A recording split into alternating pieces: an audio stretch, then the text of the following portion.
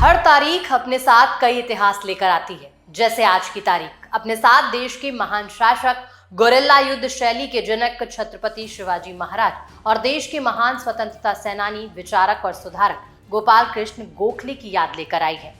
19 फरवरी 1630 को एक कुशल शासक, सैन्य रणनीतिकार, एक वीर योद्धा, मुगलों का सामना करने वाला और सभी धर्मों का सम्मान करने वाले छत्रपति शिवाजी महाराज का जन्म हुआ।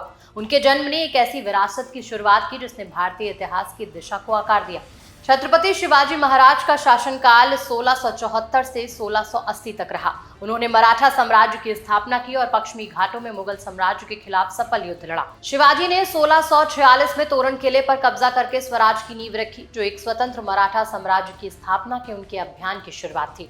शिवाजी ने अपने शासनकाल में कई लड़ाइयां लड़ी, जैसे प्रतापगढ़, कोल्हापुर, पुरंदर, सूरत की लड़ाई, जिनमें उन्होंने सैन्य रणनीति से विरोधियों को ललकारा। वहीं 18 फरवरी 1915 को देश के महान स्वतंत्रता सेनानी, विचारक और सुधारक गोपाल कृष्ण गोखले का निधन हुआ, जिन्होंने सामाजिक सशक्तिकरण, शिक्षा के विस्तार और 3 दशकों तक भारतीय स्वतंत्रता संग्राम की दिशा में महत्वपूर्ण योगदान दिया।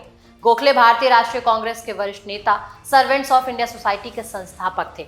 वो चाहते थे कि भारतीय ऐसी शिक्षा ग्रहण करें जो उनके भीतर नागरिक कर्तव्य और देशभक्ति की भावना पैदा करे। उन्होंने मोबाइल पुस्तकालय और स्कूलों की व्यवस्था की। साथ ही वो रात के वक्त औद्योगिक श्रमिकों को भी पढ़ाया करते थे। इतना ही नहीं, गोखले महात्मा गांधी के गुरु भी थे। गोखले के कहने पर ही महात्मा गांधी दक्षिण अफ्रीका से भारत लौटे थे। तो ये था आज का इतिहास। फिर हाजिर होंगे अगली तारीख और उसके इतिहास के साथ।